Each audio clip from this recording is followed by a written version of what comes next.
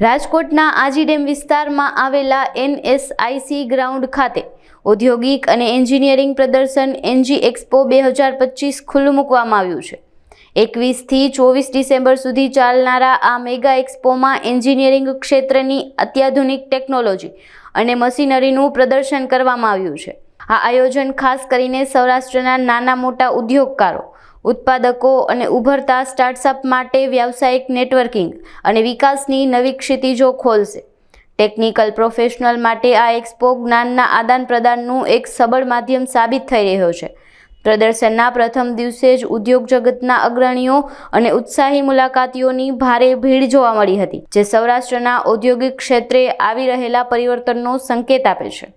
NG expo 2025 નું આજે રાજકોટના આંગણે આયોજન થયું છે।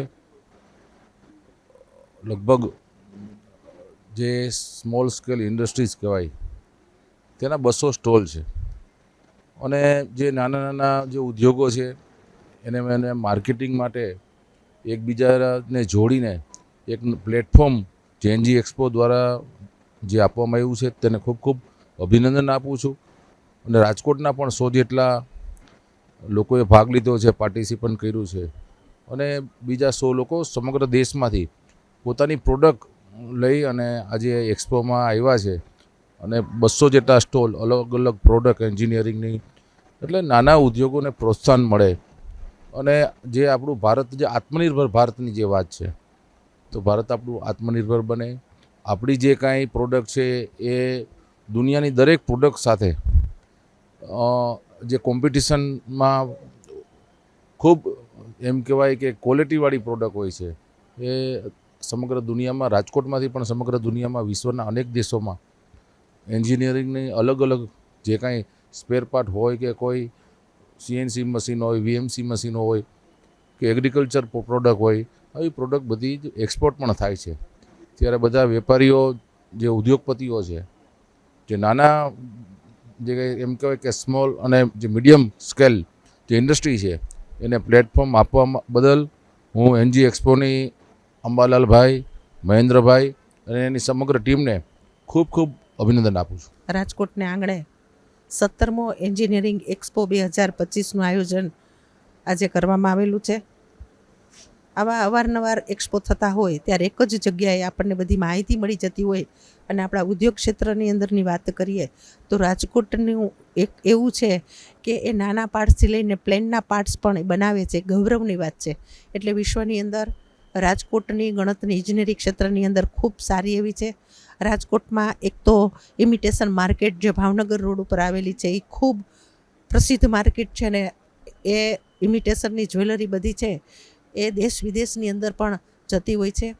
આજે આ એક્સપોની અંદર અંદાજિત 200 સ્ટોલ મૂકવામાં આવેલા છે।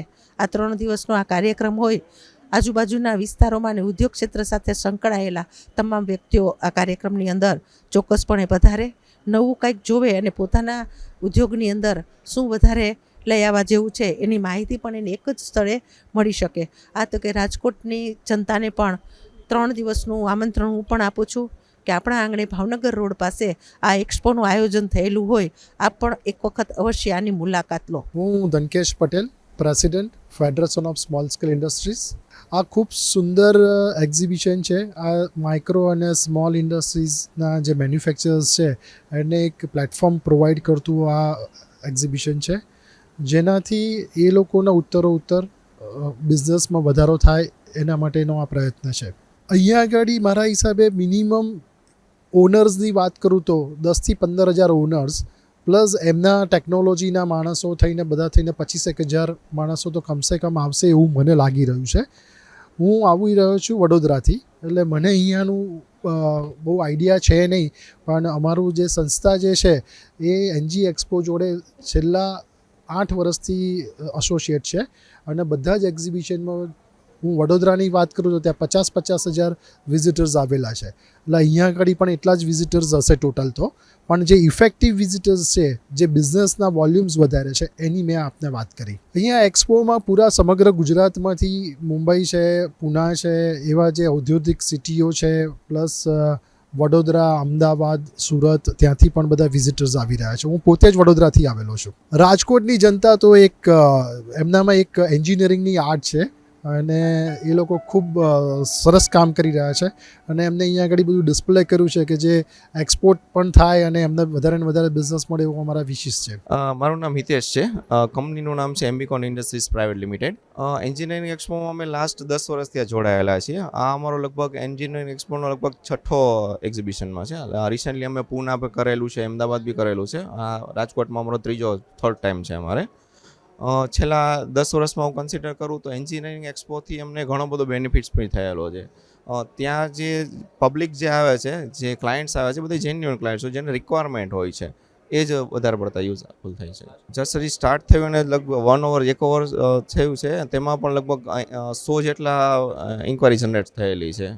એટલે જસ્ટ કહીએ તો એક જે નેક્સ્ટનું ખાલી 3 દિવસનું કહું, નેક્સ્ટ 3 દિવસ તો એપ્રોક્સ 500 થી 600 ઇન્ક્વાયરી તો ખાલી ક્રેનની અમને જનરેટ થઈ શકે.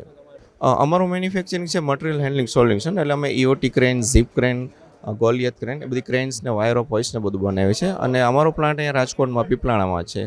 તો એક એવું કહી શકાય કે મેક ઇન ઇન્ડિયા કોન્સેપ્ટથી કહીએ તો રાજકોટમાં અમારી એક આ સ્પેશિયલ લો હેડરૂમ ડિઝાઇન છે એ ખાલી અમે એક પોતે જ બનાવીએ છીએ. તો એક આપણે મેઇન કોન્સેપ્ટ મેક ઇન ઇન્ડિયાથી એક કન્સિડર કરી શકાય કે અમારું જે પ્લાન્ટ જે અહીંયા છે તેનું મેન્યુફેક્ચરિંગ જે ક્રેનનું જે છે એનું નેશનલાઇઝ લેવલ યુટિલાઇઝ અમે કરીએ છીએ. મારું નામ છે ધવલ વાડેસા. DS ફાસ્ટનર મારી કંપનીનું નામ છે.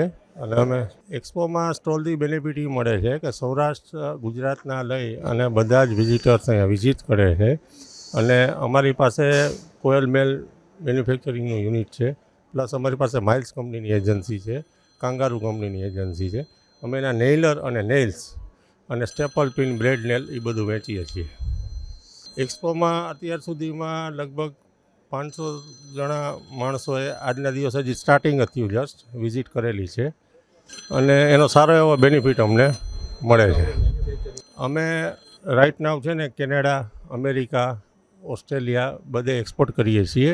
કોયલ નેલ મેન્યુફેક્ચરિંગ કરીએ છીએ. અમારો મેઇન યુનિટ આ છે, આ બનાવી છે. આમાં અમે 25 mmથી લઈ અને 100 mm સુધીની બનાવી છીએ. એમાં રિંગ નેલ, સ્ક્રૂ નેલ્સ એ બધી બનાવી છે. મૌલિક ઓઝા. સર, અમે લોકો એવરી સ્ટોલમાં પાર્ટિસિપેટ કરીએ છીએ. રાજકોટ તો અમારા મશીન માટેનું એક હબ છે, તો અમે લોકો અહીંયા પાર્ટિસિપેટ કરીએ છીએ. અમે મેઇનલી લેઝર મેન્યુફેક્ચરિંગ સાથે જોડાયેલા છીએ.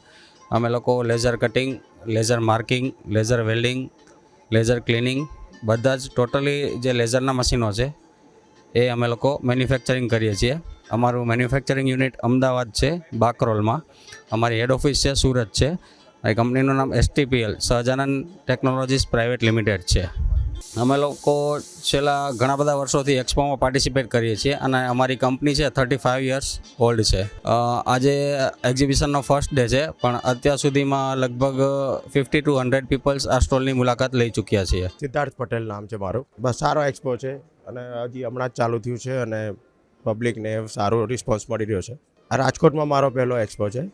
બાકી મારે વડોદરામાં રેગ્યુલર હું પાર્ટ લઉં છું વડોદરા એક્સપોમાં. અમારે ડિસ્ટ્રીબ્યુટર વર્ક છે.